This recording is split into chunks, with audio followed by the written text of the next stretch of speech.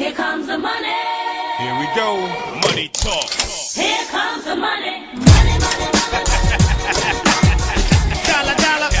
Good afternoon, everyone, and welcome to Lunch with the Finance Bunch. I'm Miss Charline, and we're on Dash Talk Radio. I'm in the studio today with Lantz Simpson. Lantz, it's such a pleasure to have you here. Dada Supreme, that's all I need to say. All you need to say. It speaks for itself. No. That's a wonderful accomplishment. So you are the owner, chief designer, and creative director of that clothing line and shoe line. Correct. Right? And Dada was more of a lifestyle brand. Like everybody was wearing it. They had the sweats, the shoes, everything was Dada. I remember that. You created, okay, don't let me get ahead of myself. No, okay? Go ahead. So this is your first time on the show. Do you want to tell us a little bit about yourself before I get started? No. No? Okay, so I can just jump right in and ask questions? You can jump in. It's all good. Yeah. Okay. I just wanted to use my manners. No, right on. So, on a personal level, you have a lot of talent.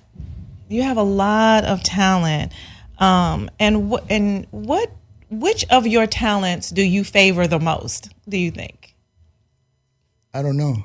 You don't?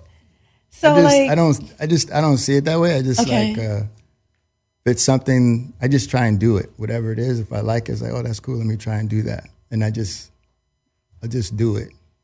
And so people may, oh, wow, you're good at this. Or right. it's that kind of thing. And so for me, I don't see it that way. So you just do it? Yeah, and just try and figure it out. Like, okay, this sounds like this. And so I let me try and, I can't really play instruments, but, if you gave me a saxophone, you'd figure it out. Probably figure That's something amazing. out, like that kind of thing. Just try and get the sound I need to make something, yeah. Wow. So now with Dada, okay, mm-hmm. Now you started that line. How did it start? What happened? Actually, yeah, there's two guys from New York, Mike Cherry and Dwayne Lewis. They started with making a hat. Okay. So they had this hat, and they were just selling it out the trunk of the car, plastic bags. And I got called to go to New York to work on a project. There's a guy, he's like the godfather of product placement. Okay. Chris Latimer. So he wanted me to design some stuff for him. And so I met Dwayne Lewis in the lobby of, of Chris Latimer's office, his marketing office. So, I talked to him for a little bit, and they were arguing over what hat was better, right? They had two hats. And so it was like, is this one? And I was like, these guys are nuts. I was like, who does that, right? Argues over which hat is better. Yeah, like which one's better. And it was like, so went back to LA and then got a phone call. And they were like, look, we want to go to the magic show in Vegas. And I was like, that's impossible. It's, the magic show's in 3 days. And they wanted to go and present at the magic show in 3 days? Yeah. Wow. And so I had a lot of contacts in the industry and stuff to make stuff and get things made and that kind of thing.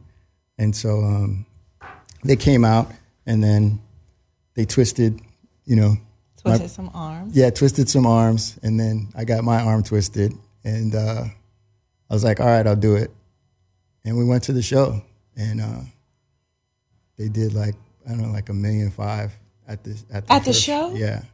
And so I'm going to say this, I don't advise that for people to just. Right, but that's I tell your them, story. do not do that. Right. Don't, hey, I have an idea, spend a bunch of money, get your clothing line together and go to a show. Never do that. Mm-hmm. So they did a lot of work prior to that. So they created a demand, right, where the stores were looking for the brand. Right, because you said they were selling out of the trunk of their cars, so probably the stores were seeing these hats everywhere.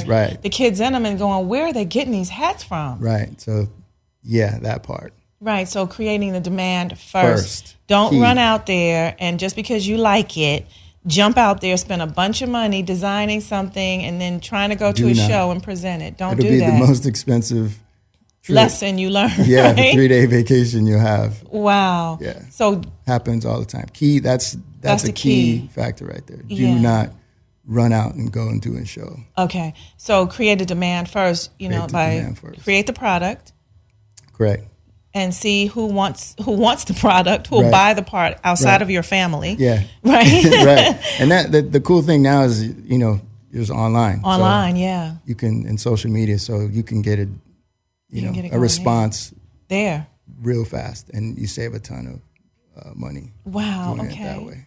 And so, but for you met these guys in New York. Yeah. So I met They them. come out here 3 days. They want to go. They want to go into production and then go to the show and do it. Right. So And so so you figured it out how to get this done in 3 days. yeah, like I said, I had a lot of connections, connections. factories and so forth, so on. I had a friend of mine build a booth. And so you Got guys into just the did it. show, yeah, made the samples. The thing with the hats that they were making, the quality wasn't amazing. So the strings were hanging, the buckle was, you put the hat on, the buckle would, Would snap. go the Yeah, wrong so way. I just knew how to fix those kind of things. Okay. And so just cleaned it up, put a label on the, They hang didn't have a tag. label on it. Yeah, and so my background's I used to work at Cross Colors. So I was one of the designers at Cross Colors. Carl Kanai, Cross Colors. Right, yeah. I actually introduced Carl Kanai to Cross Colors. Wow. So you won't hear that story. Of course not. But you heard it here first. You heard it here first. All good. So yeah, so I just had, I was around Garmentos. These Right. guys know how to make garments. They know how to make stuff. And so I was just a kid. I was like 20, 21. And doing that. And I learned a whole bunch of stuff in a short period of time. And then, so it made it, again, 3 days I could get it. Could get it done I could because you get had all something these done. connections. So Yeah. those listening, this is Lantz Simpson's story. Right. Okay. And we haven't heard the whole backdrop. Right. But don't run out there and think you can get product made in 3 days and show up at a show. So I just want to keep that as as a part of this conversation. Right. But you did. And Yeah. so, and you taught them how to refine the product Right. so that it was official. Yep. Right? Yeah. And so now, did you go to school for design? I did not. So, again, you just figured it out. Wow. So I was a guy in school that, I was, graffiti, drawn on clothes. Yeah. That was me. One shoe, one color, the other shoe, the other color. I used to paint my shoes. I played basketball in school, and so I didn't want my shoes to look like Everyone else's. everybody else's. So when they give us the team white shoe, I painted. My coach hated it because it's like, for film, when they would film you for basketball to send the scouts and stuff, if you have white shoes, you look faster. Okay. So white socks, white shoes. Oh, that's Right? why. So on film, it looks like, wow, this guy's, you know what I mean? So I painted mine. So I got my Jordans and I painted them burgundy and gold. Yeah, and he was pissed, but I was like, yo, these are, These are dope. yeah. I love So it these. was like, yo, where'd you get these? So, Wow. not Foot Locker.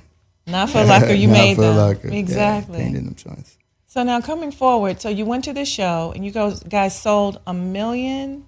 Yeah, they And a wrote, half? yeah. And so the thing was, again, the stores were looking for it. Right. And so they just came to the booth and just wrote like crazy. Wow. And it was amazing. The thing about the trade shows, I didn't like to walk the floor. I was like, yo, I get to rest. So I would be in the hotel, jumping on the bed, you know what I'm saying, taking amazing baths. You know what I mean? Like, I could show up at the show at the nighttime or the second day, but it was crazy. And it was cool to see because, again, like you say, people of color, like the magic show, was like nobody. And it was like silent. It was like no radio, Nothing. no radio, no music, no. It was very sterile. Yeah, super sterile. And so And then you guys it's showed cool. up. Got to watch that transition. transition, and to now to Complex Con. Yeah, because those it's kind- wild now. Yeah, it's wild. And you guys were at the forefront of that. Yeah, so it was cool. Wow. Now, when you design, okay, so they came up. They were Dada at that point, Right. And so you came in and you helped clean up the hat, Correct. right? And then where did you guys go from there? Like, what did you do from there? So my partner, Lavetta Willis, she had the connections with the stores. Mm-hmm. And so she had her own line. It was called POC. And the guys from Dada were like, look, we'll help you get the product placement if you help us. Oh, okay. And so she got her arm twisted, and then they twisted my arm. Because I was like, no, I'm not doing it. I'm not working with these guys. Wow. You know, I was working with And1 at the time and a couple other small brands. Uh-huh. And I was like, I don't need to do this. So she got it into the stores. Oh, I see. But see, all through this conversation, what I'm noticing is that the names that you are dropping that you've helped are extremely successful clothing lines. Extremely successful. So I guess most of the start of brands that have done well, I was there. Yeah, I was there. Yeah. So when you and I need to talk after. Okay. I'm just saying. Okay. Opportunity knocks, answer the door. So with Dada, you helped them with this, and then did you start saying, well, then maybe you guys should do T-shirts, or you should do... Right, so that's the thing. So, you know, usually you would hire a merchandiser. Right. Right, and so for me, I was like, we don't need a merchandiser.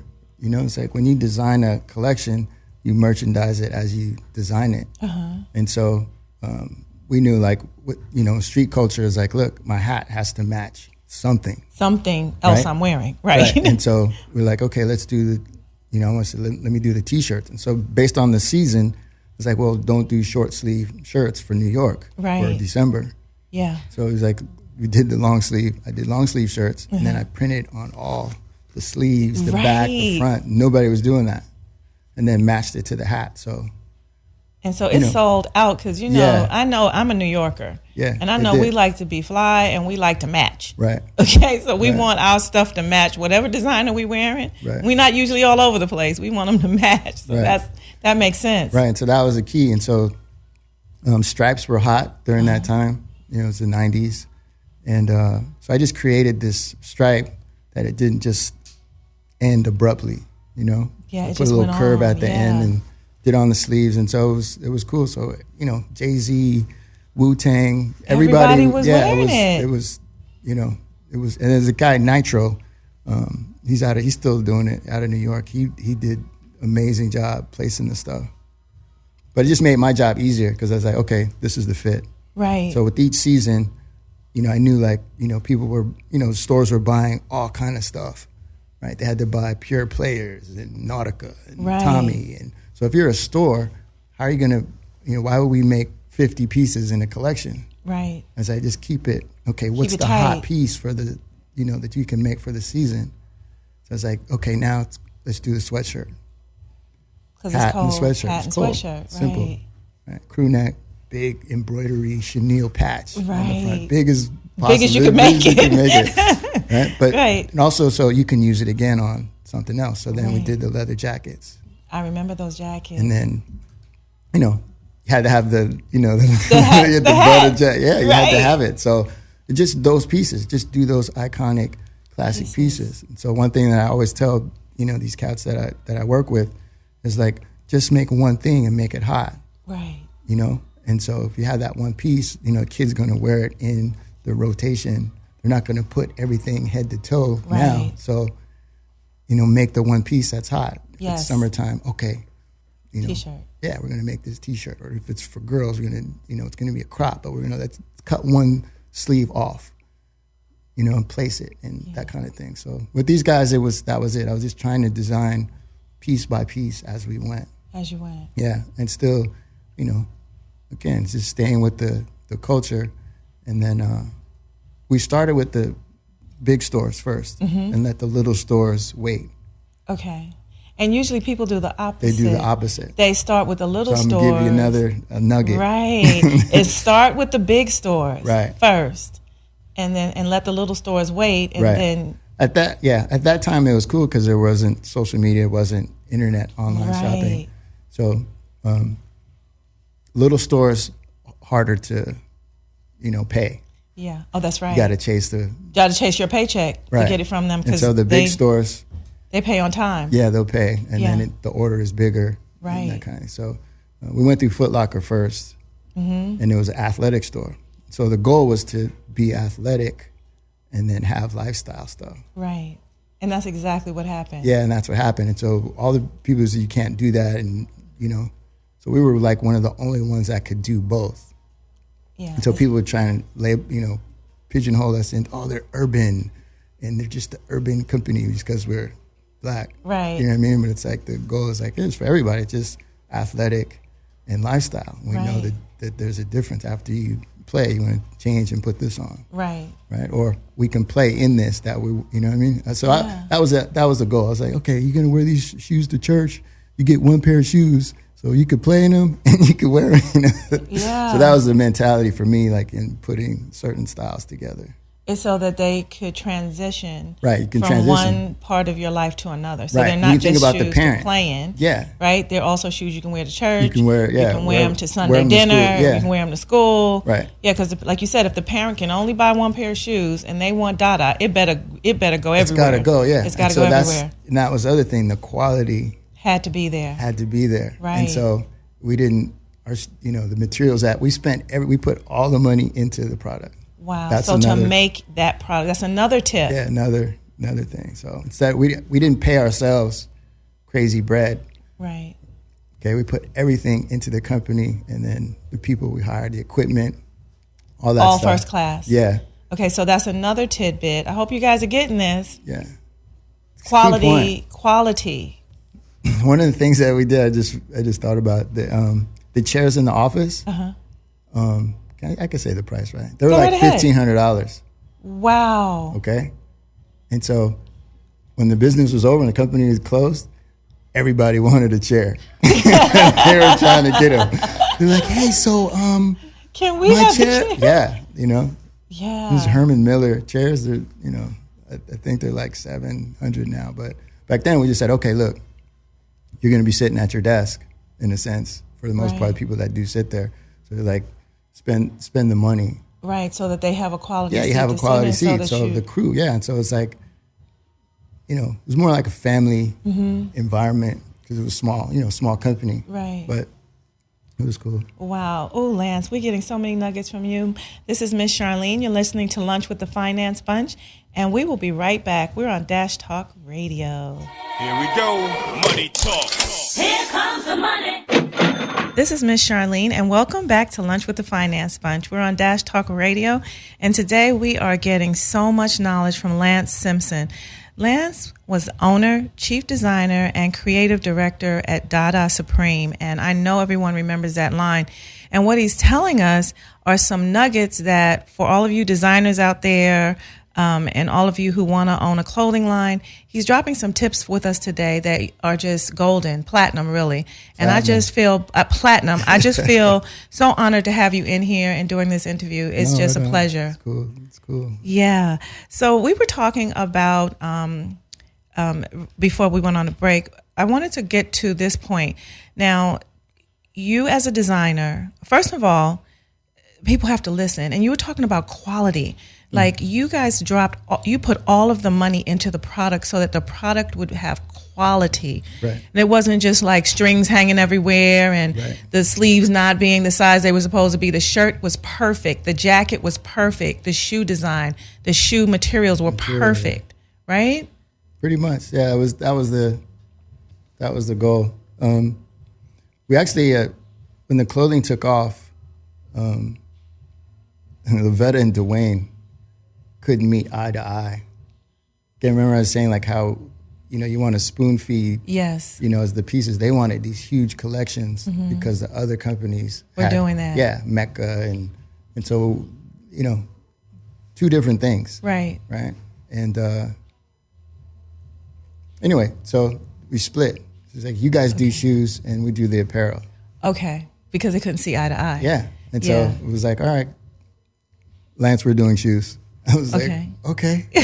Like we were just doing apparel. What do you Yeah. mean I'm doing shoes now? Yeah. And so it was fine. It was, I had done some footwear. I worked on the second Stephon Marbury shoe at And1. Yes. So they had the first one, and I was doing their apparel at that time. And then they showed me the shoes, the drawings. Mm-hmm. And they say, hey, Lance, what do you think? And I was like, these are whack. And he was like, but, this is this designer guy that from wherever this guy was from. Who cares? It's like, whack. He was like, I was like, I could do this. And they were like, come on, Lance, it's sneakers, bro. Like, you're the clothing guy, T-shirts. And I was like, no, you just showed me a drawing of a shoe. I can draw a shoe. I've been drawing shoes, since junior high school. Like, so I used to always make characters, basketball, graffiti characters, and I would always draw the shoes. And Okay. So you can draw shoes? Yeah, so I can draw a shoe. So Right. I was like, this is just a drawing of a shoe. You don't have to put the shoe together. You just have to draw it. That's not my job. Right. I don't know. I was like, I'm going to make it, get the guys, the scientists, as I said, the scientists Right. that know how to do it, and I'll do it. Right. And so there was one guy that believed in me. There was 7 guys at And1 in the beginning. And so they all went to Penn or business guys and everything, right? Mm-hmm. So they were like, no, I don't know. And one guy was like, give him a shot. So they sent me to Oregon. Mm-hmm. And then they sent me to Maine. There was this like scientist, engineer guy in Maine. What was his name? Jack. Super tall dude. It was a picture. There was a baseball dude that was like really tall, mustache. Oh, man. Anyway, he looked just like this guy. Uh-huh. Anyway, on a farm, crop duster plane took me. I was like, yo, one propeller's not working. You guys, are you kidding me? Yeah, like.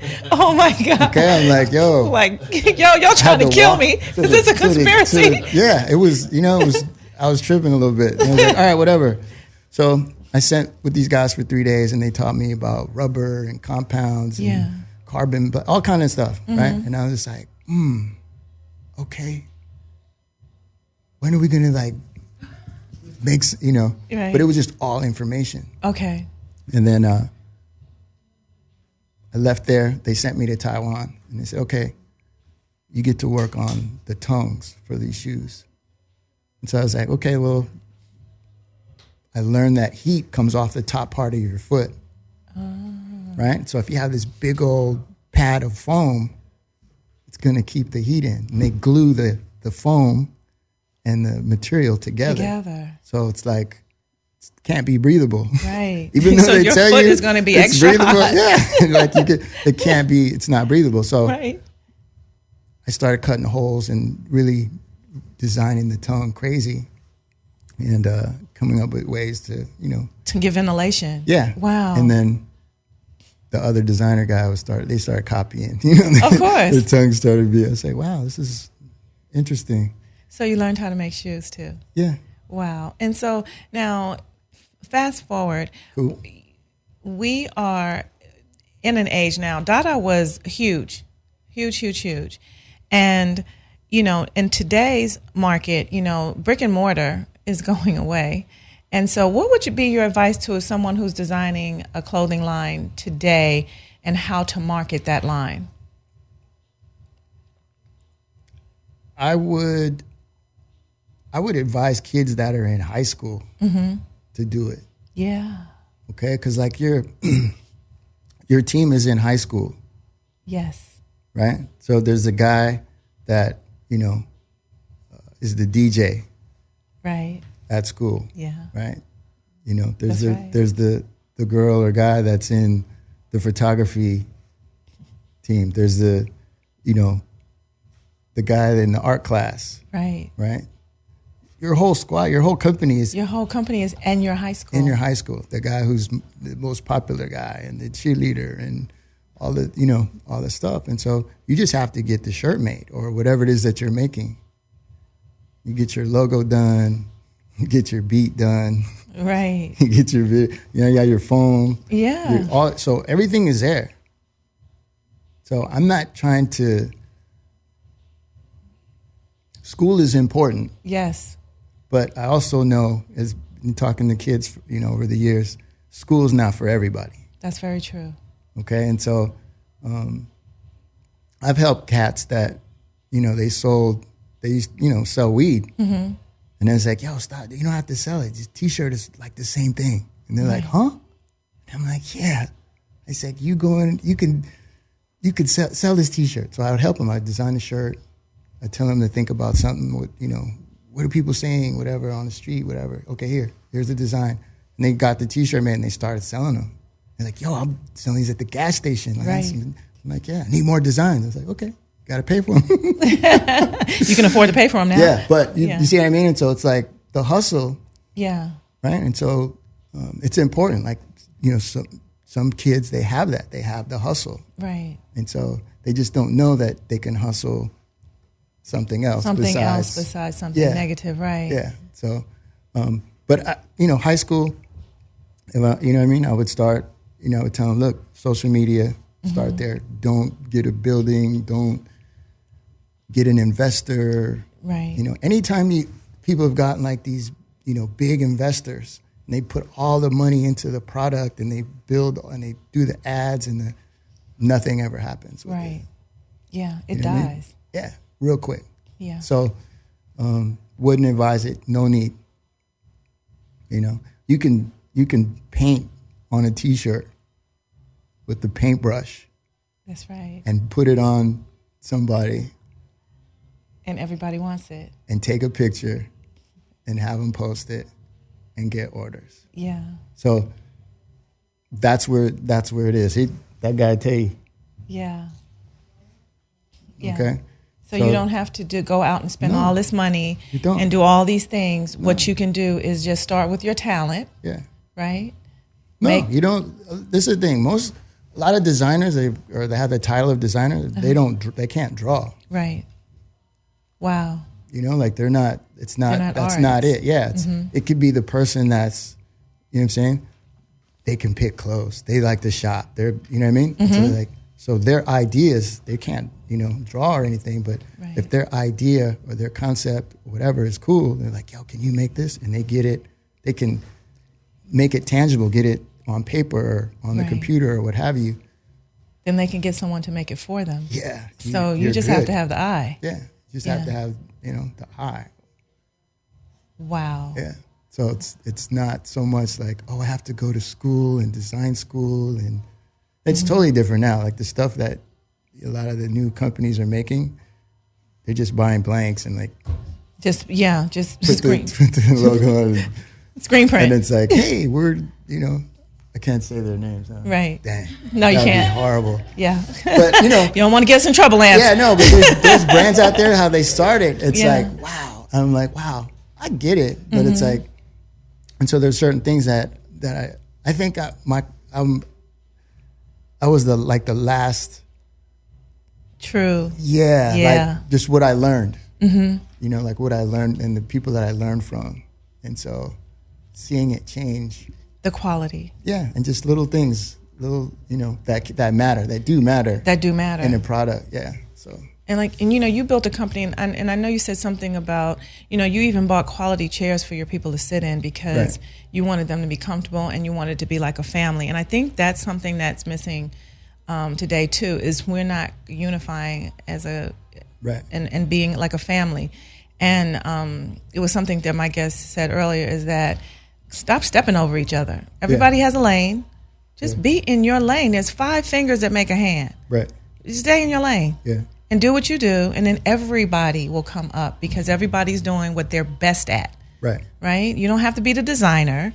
You know, you don't have to be the creative director. You don't even have to be the owner. You just have to be who you are. You could have the eye. Right. Right? You could be the Mr. Popular or Miss Popular who just wears it and everybody's following you. You can be the trend center.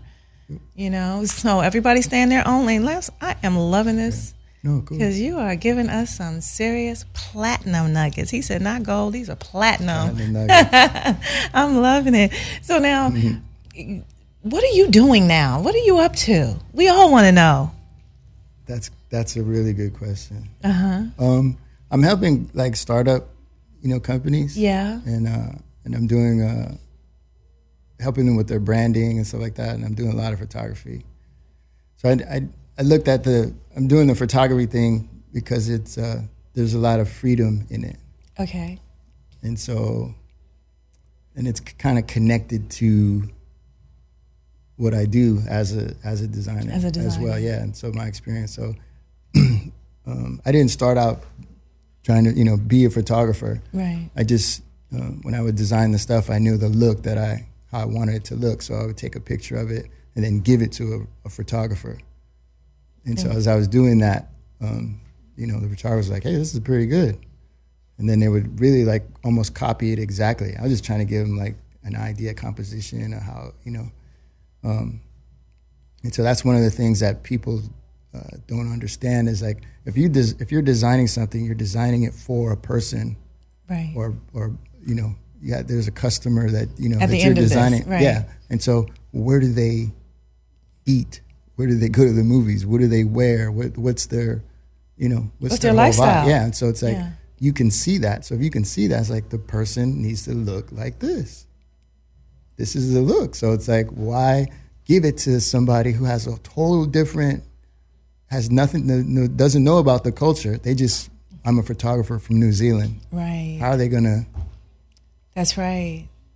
Impossible. It's impossible. So it'll come out fake. There's little things, little details that you have to put in the picture. To make it authentic. Make it, kids will know, heads will know. Yeah. And so as you get older, your ideals and your things, you know, They change. they change. Right. And so I can't say, oh, this is cool today. Right. Oh, Exactly. this is cool. Right. Yeah. Right? So it'd be ridiculous for me to try and say, hey, this is cool for a 14-year-old. Right. Yeah, because You know what I we're mean? not in that space. We're not. And so, but the same concept applies. I just need to know, okay, what is it? What's cool for you guys? Right. And then I know I can accomplish that. That's why you have him. That's my guy. Yeah, that's your and guy. So it's like, yeah. And 'Cause so I'm like, yeah. I He's was in like, the age okay. group. And if he doesn't say anything, That means he doesn't like it. yeah. And then watch this. And if he does say something, and then if he doesn't say anything, Yeah. he doesn't like it. He doesn't like it. If he doesn't say anything, he might like He it. might like it. So it's like, You got to read the. I gotta say, yo, so So if he really says something, like, okay, it's good. we good. It's platinum. fire. We good. That's wonderful, Lance. We will be right back. This is Lunch with the Finance Bunch. You're listening to us on Dash Talk Radio, and we will be right back with Lance Simpson, who created Dada. Here we go. Money talk. Here comes the money. This is Miss Charline, and welcome back to Lunch with the Finance Bunch. We're on Dash Talk Radio, and we have Lance Simpson in the house. And if you don't know who he is, you're crazy. But I can tell you, Crazy people. there's a few crazy people, Lance. But Dada Supreme, he was the owner, chief designer, and creative director.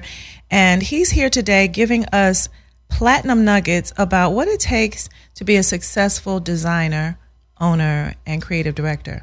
And so, Lance, in this segment of the show, we call this the finance part of the show. And we just ask fun questions because, you know, we just can. And so I'll know if you like it if you answer the question. How about that? Okay. Okay, so my first good. question is this. What was your most memorable paycheck? What is your most memorable paycheck? Most memorable paycheck. We don't have to know the amount, but if you want to Yeah. tell us, that's fine. Okay. Okay. One or two? I got two. Oh, give us two. All right. So I was freelancing, and I was working with this company that they did roller hockey. Okay. And You've done everything, Lance. Yeah. And so it's two guys, one Japanese guy, and one guy from the States here. And they asked me how much for, you know, the work that I was work you're doing. doing. Yeah. And I was like, I don't know, just give me like 10,000. And the Japanese dude said, okay. And I was just joking. You just threw the number out Yeah, there. I just like, threw the number out there. I just said, 10,000, because it was just a couple of T-shirt designs. It Right. wasn't, right? And so they gave me a check. They wrote me a check for $10,000. Oh, wow. And they just wrote you that check because you said, I want 10,000. Yeah. And so that was the most shocking paycheck you probably ever Yeah, got. so that's the most memorable So it's the one. most memorable one. I like that. But it helped me, realize like, okay, I can get, this kind of bread. Right. You know what I mean? For the work that I'm doing. Yes. And so where I probably would never Have realized that. yeah, it would have been, $1,000 or $500, Right. that kind of thing. I got 10,000 in it, and so it helped. So yeah, it helps help you set the value of, wow, what I do is really valuable. Right. Nice. Now, have you ever purchased something that you regretted? And if so, what is it? I did. I thought it was two things, but it's one thing. What was the one thing? I bought a watch. Yeah. And you didn't like it? You spent too much money for it? Which one? Both? So yeah, it was a long time ago, man. So I bought this watch, and it was a Gucci watch, right? And it had a big G in the on middle? it, okay. right? Just this big G. And so, during this time, it was like, diamonds everywhere, and people were getting chains iced out. And so I was like, you know what? And I wasn't like into, like, I didn't like to. I like things, but I didn't like to spend money on things. Okay. And so I would give people the money to buy it for me. Okay. I was like, here, just go and buy this for me. I want these rims. I want this put in my. I just couldn't do it. So I bought this watch, and I had it iced out. I had the G, the whole watch, everything, the whole thing, diamonds everywhere, and it took forever, and ever and ever. And so it was like kind of like the trend of that having the iced out. And I wasn't trying to go out and hang out and be like, yeah, what's happening? Right. That was totally not me. I just was like, from a design aspect, this watch would look amazing with diamonds all over it. Right. You know what I mean? So I bought it, boom, paid for it. It was expensive. Wow. Expensive. I don't even think I've used that word twice like that. Right? And so it was crazy. Yeah. And so I had it. So I didn't wear it too much. So I would just use it in photo shoots and things like that. And then when I lost everything, I had the watch. And I was like, ooh, yeah, now I know I got this watch. This is going to get me.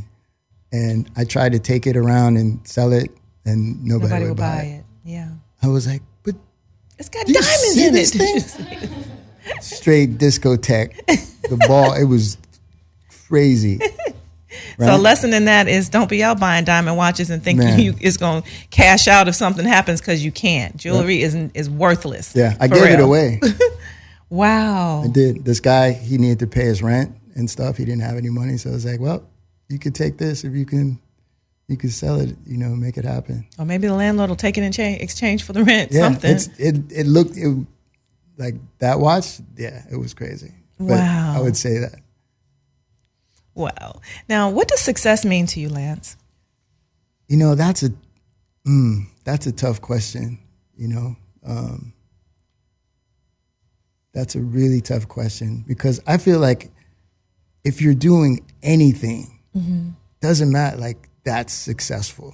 Okay. I've been around the world. I've been almost everywhere. And it changes you. It changes your perspective on things, right? And so, man, yeah. If you're doing anything, you're successful. Yeah, it's like, because people think it's one thing, right. like if I could do this, that'll make me successful. Right. No, if you're doing anything. Yeah, just I really just do something. Like, it's like successful. Like, oh, he's making a lot of money at this, so he's real successful. He's a successful lawyer. I'm like, dude's a lawyer. He passed the bar. Right. He's successful before he got the first paycheck. There's people, because there's so many people that aren't doing anything. Yeah. And so even if it's sitting on the side, it's like, yo, he did that. He was successful at accomplishing, at least getting it going. That's that's how I see it. Yeah. People say, oh, you gotta be like somebody else or be like that. Yeah, I'm not. You're not into that. Yeah.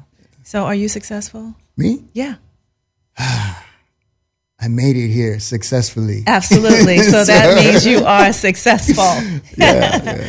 Wow. Now, is there anything that keeps you up at night? No. No?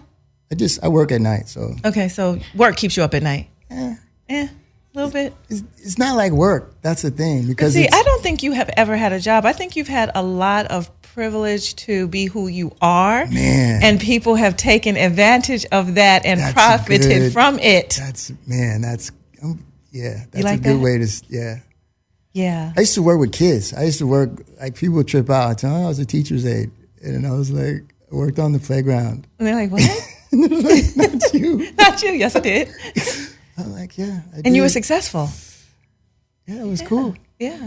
It was cool. I think you get to do a lot of things you just love doing.